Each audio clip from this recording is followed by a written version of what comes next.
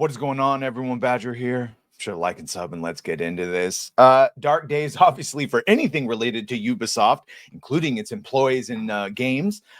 They're not doing well, including Prince of Persia. And if you're one of the people that just said Prince of Persia, when did that come out? Exactly. That's why they're not doing so well. They did obligatory Killmonger haircut. We all talked about this. So this is yesterday from Grum's. Prince of Persia studio is dead today, disbanded by Ubisoft. One look will tell you why. They went for tokenism instead of thoughtful. Same stereotyped hairstyle we see everywhere in AAA gaming. The Killmonger, the Reggie from The Nutty Professor.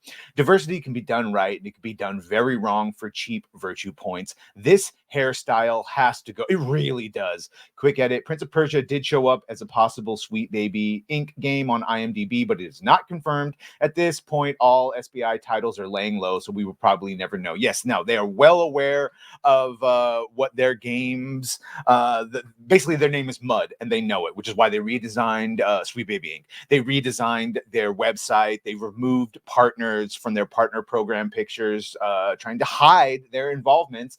And so here we go with another article. I don't know, Grums doesn't list where he heard that from, and he hasn't been community noted, but that was his yesterday.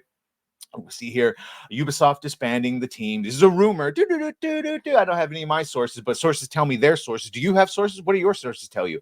That the Lost Crown development team is gone. So this rumor comes from French YouTube channel Origami, whose host detailed that the Ubisoft Montpellier office employees were seen transporting boxes of supplies from one floor to another. He notes the reason this was being done is because Ubisoft disbanded the Prince of Persia, the Lost Crown development team. In recent days at Ubisoft, we are seen transporting boxes from one floor to another, and it is quite the symbol because it is that of disillusion, not announced to the public, but completed of the team. So, sorry, this is a translation, basically. That's what you're seeing. The host went on to share the decision to disband the team was made shortly after the game released at the beginning of the year, releasing in January 18th on Nintendo Switch, Xbox, and PlayStation to no fanfare, because I totally forgot it was even out. Said it was clear in spring, in fact, a few patches, a DLC, and we are packing up. Saying that while they made the decision shortly after it was released, the host claimed that some members of the core team fought for 2 DLCs in an attempt to change their mind, which it clearly did not. Ubisoft did publicly announce the reallocation of resources within the company back in May, where they were talking about scrapping the Division Heartland and moving those to bigger opportunities like X-Defiant and Rainbow Six. They did just, by the way, deny the fact that they are removing X-Defiant from their services, but they did reiterate that it ain't doing well. So if you want that game to survive, you should probably go be playing that. Furthermore, announcing that the strategic focus was to regain leadership in open world adventures and expanded footprints as games as a service. That ain't going to work. That ain't going to work well for anyone. Prince of Persia, The Lost Crown clearly does not fit into any of those. Yeah, 2D Metroidvania platformer, which is great, but not exactly what I think people were wanting from a Prince of Persia game. Last one I played was Sands of Time, by the way, which was decent, but hell, the last time Ubisoft tried to make a Prince of Persia game, it ended up turning into the Assassin's Creed series.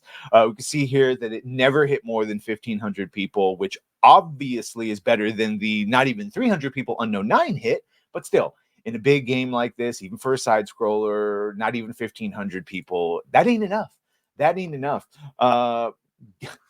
Here, given that the game released to Steam in August, it's likely that Ubisoft was factoring in at least a decent bump in sales for its second quarter alongside Star Wars Outlaws.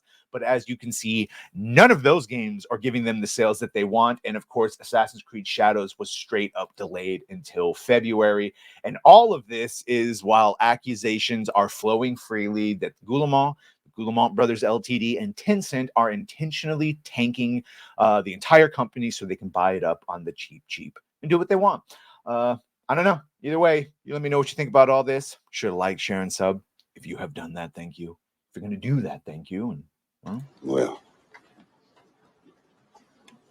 bye.